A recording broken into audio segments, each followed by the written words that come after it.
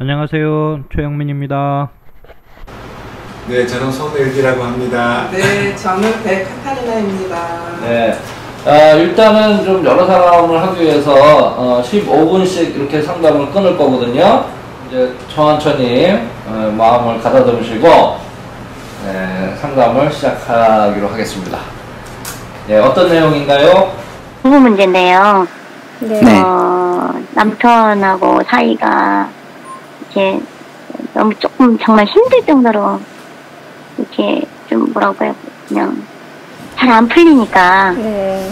이게 참 내가 힘드는 거예요. 제가 너무 이제 애들 아빠하고 사이가 너무 안 좋으니까 이제 네. 제가 너무 힘들어요. 사실 그냥 사이가 좋든 안 좋든 그냥 이렇게 그냥 평범하게 그냥 이렇게 아무 상관 없이 살았으면 참 좋겠는데 그러지가 않았고 그래서 이걸 어떻게 풀어야 될 것 같은데 네. 이게 풀어나가기가 이게 지금 몇 년째 힘들어요. 그래서 어쨌든 나는 나름대로 어떤 문제가 있을 거라고 생각하지만 이게 사실 이게 명확하게 그게 내가 되지를 않으니까 그래서 예, 본론을 말씀하세요. 본론. 바로 들어가세요. 본론. 예. 이 세상에 모든 부부가 문제가 있거든요. 근데 정말 이렇게 같이 있는 게 싫을 정도로 제가 유방암 투병 중이에요. 그리고 애들 아빠가 이제 제가 이제 이렇게 생각하나 봐요. 애들 아빠 한 3년 전에 애들 아빠가 저한테 아무런 얘기도 없이 명퇴를 해버린 거예요. 그래가지고 제가 그때 좀 너무 힘들었어요. 왜 그러냐면 애들 대학교 둘 다니고 있는데 그리고 저는 이제 항상 몸이 좀 약해서 일을 못했어요. 그러고 있는 상황에서 저한테 아무런 얘기도 없이 퇴직을 해버리니까 이제 생활을 할 수가 없잖아요. 그래서 이제 그거를 막 마음을 잡는데 한 1년 정도 잘 견뎌놨다라고 생각했는데 그러고 나서 한 2년 있다가 발병을 한 거예요, 제가. 그래서 그리고 이제 지금 투병생활 한 지 한 1년 됐고요. 그랬는데 근데 그냥 모든 게 그냥 애들 아빠 탓인 것 같아요. 제가 막 지금 그렇게 그런 생각이 자꾸 들어요. 그리고 지금도 이제 그러면 퇴직을 했으면 집안을 어떻게 해요? 끌어야 되는데 나 몰라라 하고 그냥 일을 안 하고 저러고 있으니까. 결혼한 지는 몇 년 되신 거예요? 있으니까는 그냥 제가 하여튼 보는 거조차도 힘들어요. 결혼한 지 얼마큼 되셨고 연세가 어떻게 되셨어요? 결혼한 지 한 93년인가 했거든요. 그럼 한 25년 됐나 봐요. 네. 25년 되고 애들 아빠는 59, 저는 55. 그러면 구체적으로 지금 제일 힘드신 게 무엇이에요? 제일 힘든 애들 아빠가 저렇게 무기력하게 그냥 무능력하게 놀고 있는 거. 그게 그것만 좀 해줘도 그냥 밖에 나가서 조금 많이 벌어라는 얘기도 아니고 그냥 나가서 조금 100만 원이라도 벌어서 오직하면 내가 그랬어요. 100만 원 벌어서 당신 쓰고 그냥 나 안 줘도 좋으니까 나가서 일을 하고 그냥 이렇게 좀 사람답게 좀 살았으면 좋겠다. 이렇게 얘기를 하는데 그러면 일을 안 하셔도 네. 경제적인 거는 문제는 없는 거네요? 문제가 있으니까 제가 문제가 있으니까. 그렇죠. 아니 가서 문제가 없으면 뭐 그러든지 말든지 상관이 없죠. 근데 일을 안 하면 어떻게 먹고 살아요? 지금 뭐 조금 조금 쌀값 나오는 거 그거 갖고 먹고 그냥 생명만 유지하고 사는 거지 지금 사실은 뭐 얼마나 뭐 할 수 있는 아니 명년 퇴직하셨다니까 퇴직금 갖고 사시나 해서 한번 여쭤봤어요. 그렇죠. 네. 연금 조금 나온 거 가지고 사는 거죠. 연금 갖고 힘드신다는 거죠, 그러니까. 네. 그러면 자매님 그 지금 두 분이 사시나요? 아니면 자녀들과 같이 사시나요? 애들하고 같이 있어요. 애들은 지네들이 알아서 저 학비 이제 저기 용자 받아서 학비 되고요. 그다음 이제 지네들 용돈 하고 그렇게 살아가고.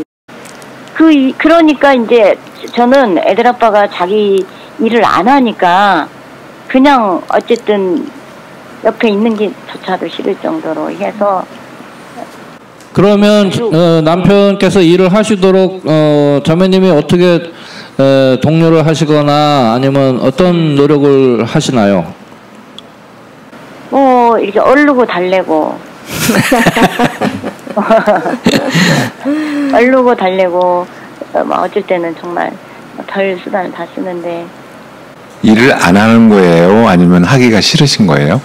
일을 본인이 예. 하기가 싫은가 봐요. 말을 안 해요.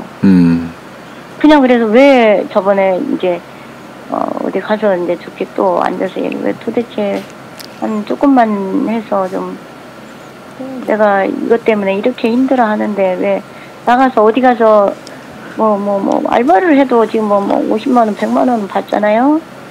근데 요즘 그 젊은이들도 그렇지만 또 네. 많은 사람들이 직장이 없고 취직하기가 굉장히 힘들잖아요, 그죠? 네네네. 그리고 나가서 예를 들어서 무슨 뭐 작은 알바 일이라도 하려면요. 네. 듣기 싫은 소리 들어야 되고 자존심 상하고 뭐 이런 경우가 많을 거 아니에요? 네. 그러면 남편께서 또 그런 것을 감내할 수 있을까? 자존심 구겨가면서 그런 어려움도 있을 거란 말이죠, 그죠? 네네. 예, 그런 것도 좀 자매님이 이해를 좀 하셔야 될 것 같고요. 남편께서 그전에는 어떤 분야의 일을 하셨나요? 공무원 하다가 퇴직했어요. 진짜 말씀대로 달래고 올래고 일단은 놀아주시는 게 첫째일 것 같아요. 지금 3년을 3년을 같이 근데 아무것도 안 하고 놀았잖아요.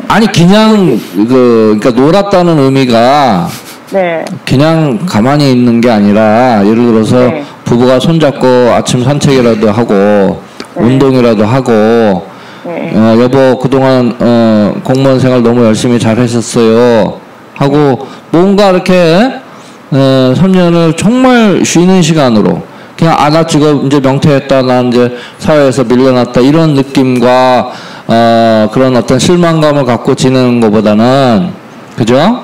내가 그래도 이만큼 일을 했고 자녀들 키웠고 그래도 굶진 않는다 지금 현재 뭐 이런 자부심과 자긍심을 불러일으킬 만한 그런 환경을 마련해 주시고 용기를 북돋아 주시고 그러면 사람이 노는 것도 지쳐요. 그러면 그럼 뭐라도 해볼까 하는 그런 마음이 자발적으로 생기도록 좀 옆에서 용기를 북돋아 주시는 것이 가장 빠른 방법이 아닐까 이런 생각이 듭니다. 어떻게 생각하세요?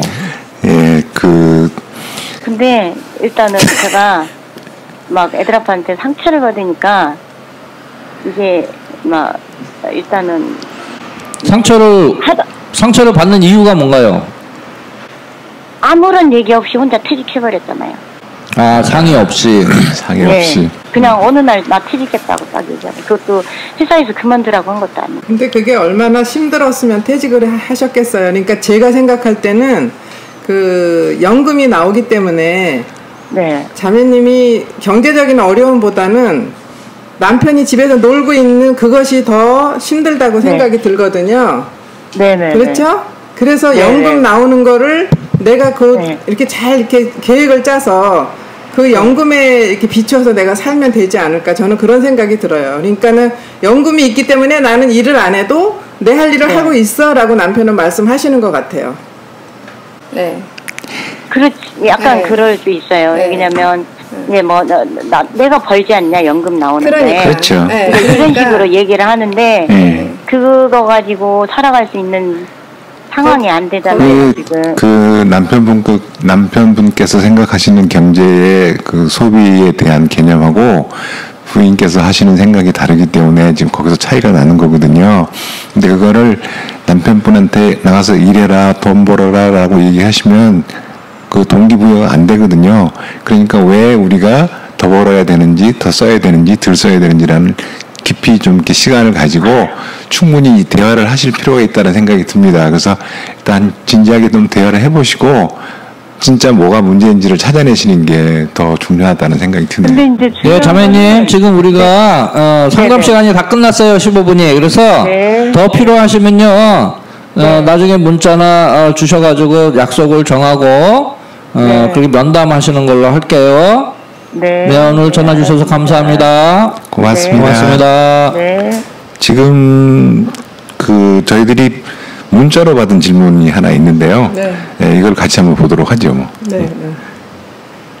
시가나 친정 부모님의 간섭을 어디까지 허용해야 하며 간섭이 있을 때 어떻게 대처하는 게 좋을까요?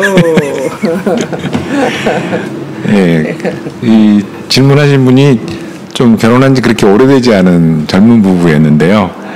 그래서 좀 간단하게 질문해보라고 얘기했더니 이렇게 문자로 보내주셨어요. 그래서 근무 시간 때문에 전화하기는 어렵다고 그랬었거든요.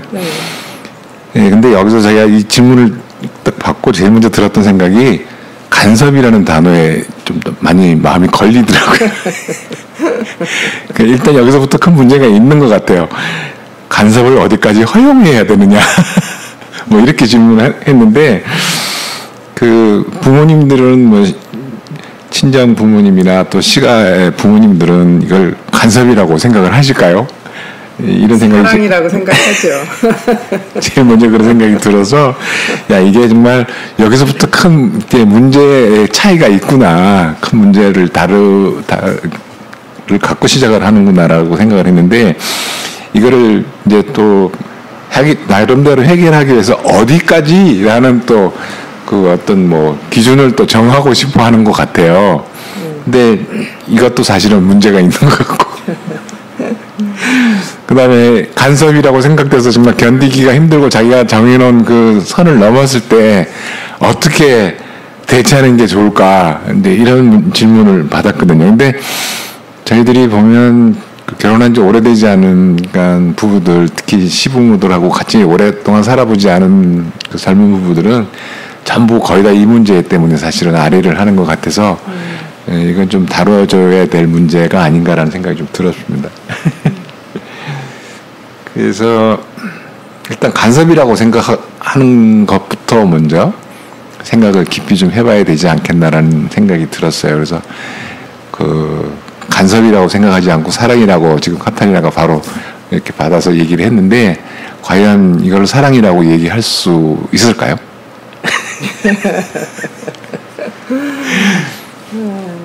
사랑이라고 하기가 어려울 것 같아요. 그러니까 그 자기네들은 부모님들이 자기들을 이렇게 위해서 해주는 얘기를 자기들의 그 삶의 간섭이라고 생각하고 또 뭐 관여를 한다라고 생각을 하기 때문에 이거를 새로운 가정을 시작하는 사람들이 어디까지 받아들여야 되느냐 이렇게 이제 그 기준점을 정하고 싶어 하는데 이거는 사실 처음부터 잘못된 생각이라는 생각이 들더라고요. 그래서 그 부모님들도 분명히 문제가 있고 또 새롭게 시작하는 이제 신혼부부들도 문제가 있는데 그 문제의 핵심이 간섭이냐 아니냐 어디까지냐가 아니라 이제 제일 중요한 문제는 한 인간으로서 존중을 해야 된다.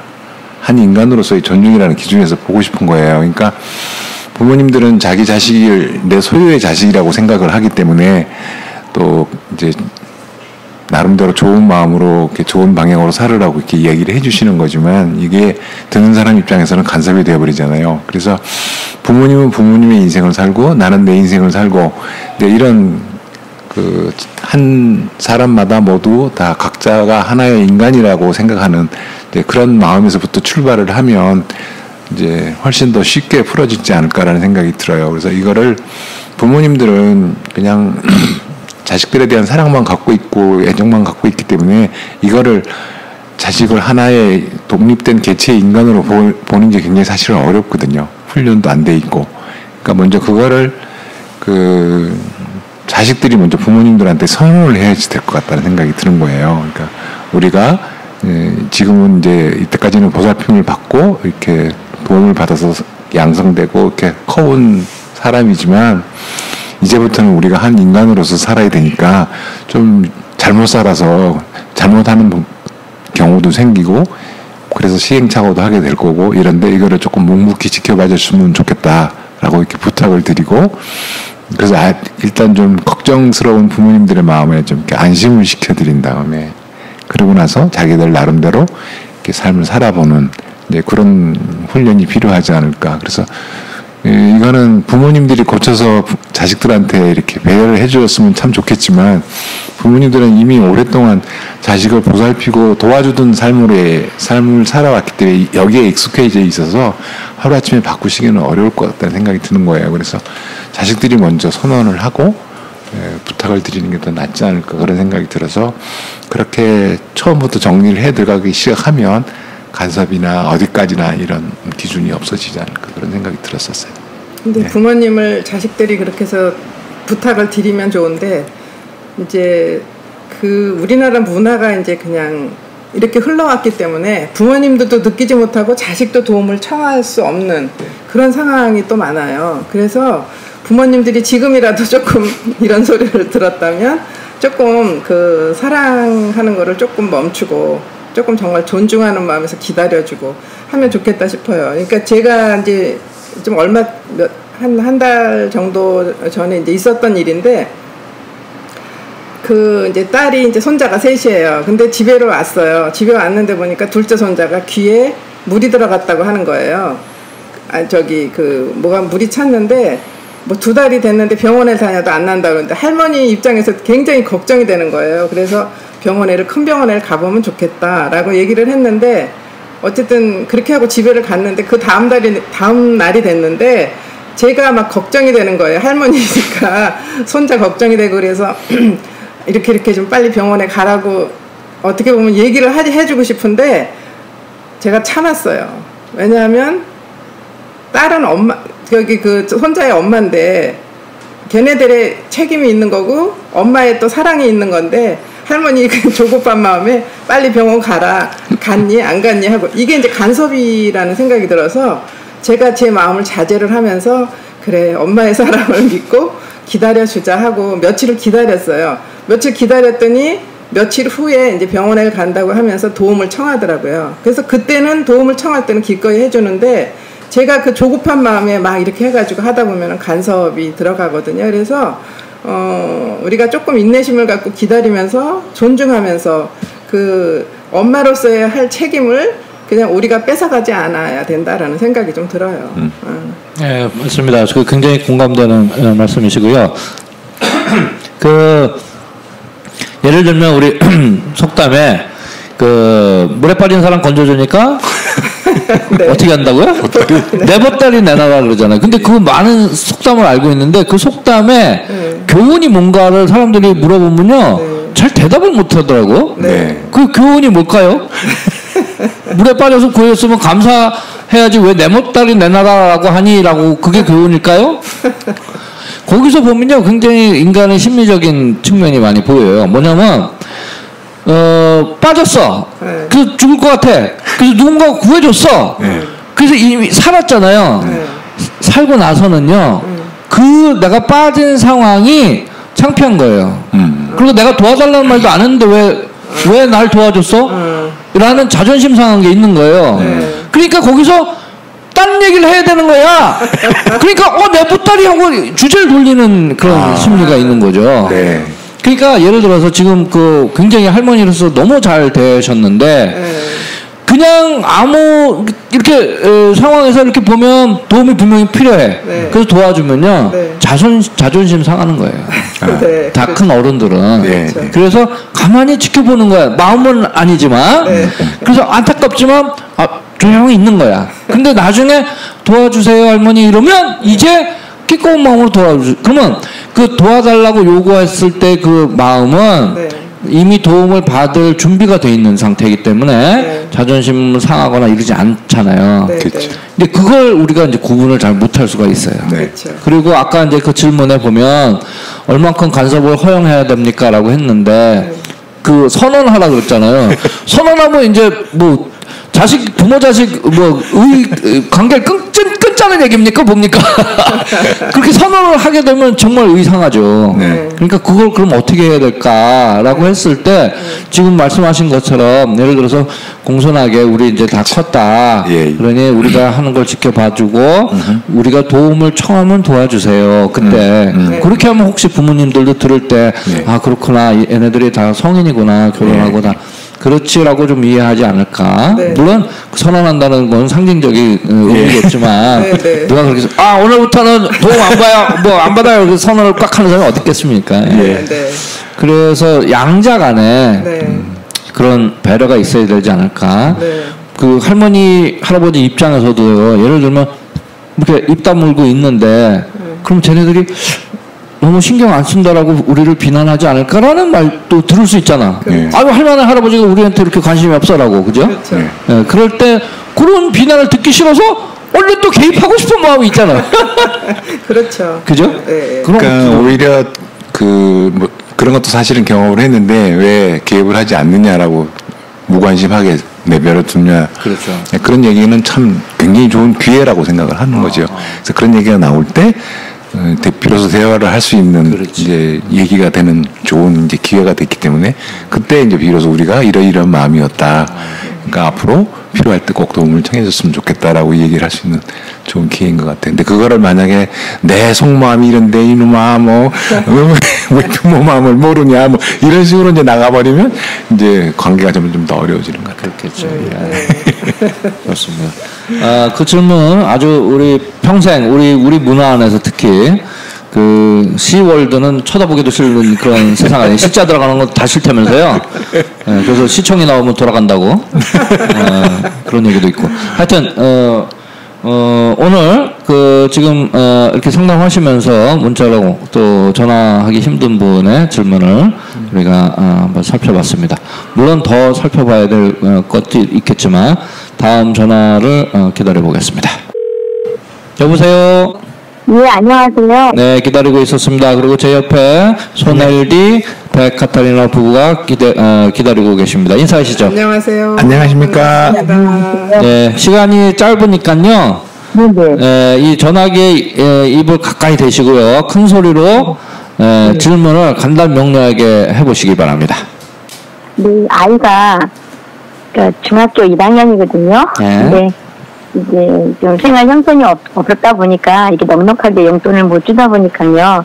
친구들하고 어울리다가 이제 제가 일을 하다 보니까 이제 급하게 쓸 수 있는 돈이 필요할 경우 쓰라고 올려놓은 돈이 있었거든요. 근데 그게 가끔씩 없어지더라고요. 아하. 근데 이제 본인은 아니라고 하다가 이제 이야기를 하다 보면 나중에서는 울면서 그게 자신도 친구들 앞에서 이렇게 폼나게라기보다는 좀 쓰고 싶었다고 얘기를 하더라고요. 근데 그게 이야기를 해서 이제 그런 일이 없어야 된다고 서로 이렇게 대화를 나누었거든요. 근데 그 며칠 되지 않았는데 또 일어난 거예요. 10,000원, 30,000원, 너무 큰 돈이 50,000원을 가져가서 썼더라고요. 제가 좀 너무 당황을 해가지고 이게 너무 거듭되다 보니까 좀 조언을 받고 싶어서요. 엄마가 돈 관리를 좀 잘 하셔야 될 것 같네요. 네? 엄마가 돈 관리를 잘 하셔야 될 것 같아요. 아, 돈을요? 돈을 관리를 잘 하셔야지. 아이가 그렇게 가져가도록 그렇게 허술하게 돈을 아무데나 놓으신다는 것이 제가 제 마음에 걸리네요. 처음 듣자마자. 그래서 이렇게 비상금으로 올려놨는데 그러면 그거를 하질 말아야 될까요? 그렇죠. 만약에 뭐 비상금 한다면 거기다가 아이한테 차라리 이거는 비상금인데 이거는 엄마가 얼마다 하고 차라리 거기다가 그런 비상금을 쓸 때 얼마를 쓴다고 거기다가 가계부 같은 거를 보다 만들어놔도 좋지 않을까 싶어요. 그렇게요. 아이가 몇 살이라고 했죠? 다른 문제는 있는 게 아닌가요? 중1이라고 하셨죠? 중1. 네. 중학교 1학년 때에 그 중학교 1학년이란 나이에 아이가 돈이 있을 때 이 돈을 정말 적절하게 규모 있게 써야 될 때 쓰고 쓰지 않을 때 안 써야 되고 절제하고 이런 능력이 있을까요? 아, 그래요? 그러니까 그 아이의 그 경제적인 그 소비 형태의 능력을 엄마의 기준으로 지금 아이를 바라보고 계시는 것 같아요. 그러니까 엄마는 아 이거는 낭비다, 이거는 절제해야 된다, 이거는 써야 된다 이런 구분을 잘 하시지만 중학교 1학년짜리 아드님이 그런 능력이 갖춰져 있지 않다는 생각이 먼저 들거든요. 아, 저희가 지금 네. 같이 사는 그런 부부가 아니거든요. 네. 아빠가 경제적으로 도와주지 않고 예. 그냥 이렇게 예. 쇼윈도 부부라고 해야 될까요? 예. 그러니까 저는 아이들한테 상처를 주지 않기 위해서 그러니까 어떤 때는 경제적인 거 이렇게 학비나 이런 것 때문에 지원을 받기 위해서 이혼을 하고 싶었어요. 근데 이제 아이들에게 그게 영향이 나쁠 것 같아서 지금 미루고 미루었던 일인데, 그러니까 큰 아이 같은 경우는 아빠하고의 생활이 조금 있었거든요. 근데 작은 아이 같은 경우는 경제적으로 어려우니까 제가 밖에 나가서 일을 하다 보니까 함께 해야 될 시간이 많이 줄더라고요. 그렇죠. 제 나름대로는 한다고는 하는데 아이는 아직까지도 학교에서 무슨 선생님하고 상담을 하다 보면 아빠보다 엄마. 근데 제가 좀 부끄러울 정도로 이렇게 만약에 세상에서 제일 무서운 일이라면 거기 써놓으면은 엄마가 없으면 하는 그런 거를 문답을 써놓거든요. 그러니까 자매님 잠깐만요. 예. 그런 면에서는 그러니까 잠깐만요. 어느 순간부터 친구들을 제가 모르는 친구들하고 자꾸 어울리더라고요. 돈을 많이 쓰는 친구들하고요. 그러니까 지금 그 이제 아이의 그 소비 형태의 문제가 그 잘 원만하지 않은 가정의 문제에서 지금 기인했다고 지금 생각을 하시는 계시거든요. 근데 물론 충분히 그 말씀에도 일리가 있고 맞는 말씀이에요. 근데 아주 부모님들이 정상적으로 정말 아이들한테 잘 사랑을 베푸는 가정의 아이들도 그런 경우들이 많이 일어나거든요. 그래서 지금은 이제 이 문제를 조금 좁혀서 아이의 경제적인 그 소비 형태를 어떻게 가리킬 것이냐 여기다가 일단 먼저 초점을 맞추시는 게 더 중요할 것 같아요. 그러니까 그 뭐 아빠의 부재나 아빠의 소홀함이나 뭐 이런 것들 가지고 이제 이 아이가 어떤 문제가 생겼다라고 생각하는 건 너무 비약적으로 생각하시는 것 같고, 그래서 정말 정상적인 가정의 아이들도 문제 없는 가정의 아이들도 그 경제적인 소비 능력을 배워야지 되는데 이제 거기다만 초점을 지금 일단 맞추고 말씀을 드려볼게요. 그래서 그 아이가 그 이제 뭐 쓰지 말아야 될 돈을 함부로 쓰고 또 자기 가시를 위해서 친구들 앞에서 이렇게 낭비를 하고 뭐 이런 것들은 훈련이 되어 있지 않기 때문에 공부를 하지 않았기 때문에 그런 거예요.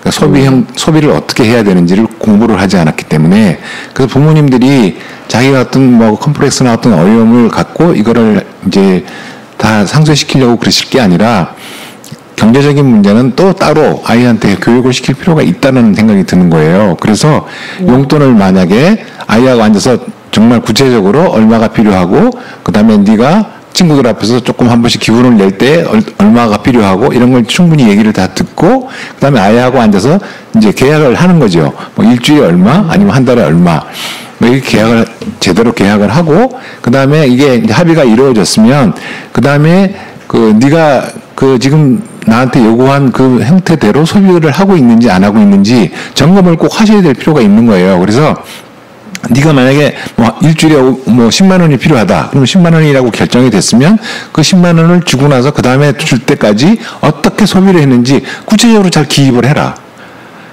잘 기록을 해라. 그래서 이게 이제 하다 보면 굉장히 처음에는 번거롭고 어렵고 뭐 구멍도 나고 계산도 안 맞고 이랬지만 이걸 꾸준히 하다 보면 이제 쓰게 되고 잘 기록하다 보면 이 아이가 이제 그 경제를 어떻게 소비를 어떻게 해야 되는지 공부를 하게 되는 것 같아요. 그래서 지금 그래서 이거는 지금 제일 중요한 문제는 다른 여러 가지 복잡한 문제보다 이 아이에게 그 소비를 가리키는 훈련이 제일 먼저 시급한 것 같다는 생각이 들어서 용돈을 정하고 정해진 기간 내에 용돈을 정하고 그 다음에 잘 기록하고 그 다음에 그 기록한 결과를 가지고 엄마하고 아드님하고 앉아서 점검을 하고 그래서 더 필요한지 줄일 수 있는지 이런 것까지도 결과를 토출해 줄 수 있으면 좋겠다는 생각이 드네요. 네, 그리고요, 자매님. 네. 그리고 네네. 이제 그 비상금이라고 했잖아요. 네네. 그 비상금이 예를 들면 어떤 비상사태에 필요한 것 같아요? 아, 근데 가끔 가다가 아이들이 잘하는 데니까 저녁 같은 경우 고기를 먹으려고 한다든가 그럴 경우에는 큰애한테 카드를 맡기거든요. 근데 이제 작은 이제 뭐 이렇게 음료수라든가 뭔가 이렇게 하려고 하면 아이들이 이제 어디 가려고 하면은 이제 용돈 같은 경우가 부족할 경우는 제가 한 10,000원에서 20,000원 정도를 올려놓고 다니거든요. 네, 그러니까 사실은 그게 지금 말씀하신 걸로 보면요. 비상사태가 아니잖아요. 음료수 네. 먹고 싶은 게 비상사태입니까? 아니, 그러니까 비상사태라고 하긴 뭐하고요. 이제 딸이 제가 근무할 때 전화가 오거든요. 네. 아이가 뭐 한다고 이제 뭐를 사달라고 그러고 밖에 나가서 뭘 먹자고 그러고 그런다고 네. 그러면 이제 그거를 쓰라고 이제 올려놓은 돈이거든요. 자, 그리고 그래서요, 그러면 네, 네. 일단 그 지금 비상금을 이제 얘기 없이 가져가는 건 두 가지 문제. 지금 저 손알디 형제님이 말씀해 주신 것처럼 아이가 경제적인 씀씀이 그 훈련이 안 돼 있다. 두 번째는 가져가고 거짓말을 했다. 이런 두 가지 문제가 있는 거 아니에요, 그죠? 네네네. 근데 그 후자는 그러니까 가져가고 거짓말하는 문제는 거기 돈이 있기 때문에 생긴 문제죠, 그죠? 네. 네, 그러니까 지금 그 상담해 주신 것처럼 그 경제적인 씀씀이의 훈련이 필요할 것 같고요. 그 다음에요, 그 비상금은요, 요즘엔 굉장히 여러 가지 방법이 있어요. 돈을 현찰을 그 위에다 올려놓은 방법뿐만이 아니고요. 요즘엔 뭐 그 핸드폰을 다 갖고 다니잖아요, 아이들도. 예. 그러면 그걸로 뭐 카톡으로도 쏠 수 있고 돈을 선물도 쏠 수 있고 음료수도 쏠 수 있고 그래요. 네네네. 그러니까 그런 방법도 이용할 수 있는 거죠. 하나의 방법이죠. 아, 선생님, 제가 네. 다른 저기는 애들 용돈 쓸 때요, 영수증을 이렇게 제출하는 걸로 지금 하고 있거든요. 근데 그게 아이들을 좀 이렇게 뭐랄까, 구속한다고 할까? 그런 느낌을 받을 수가 있나요?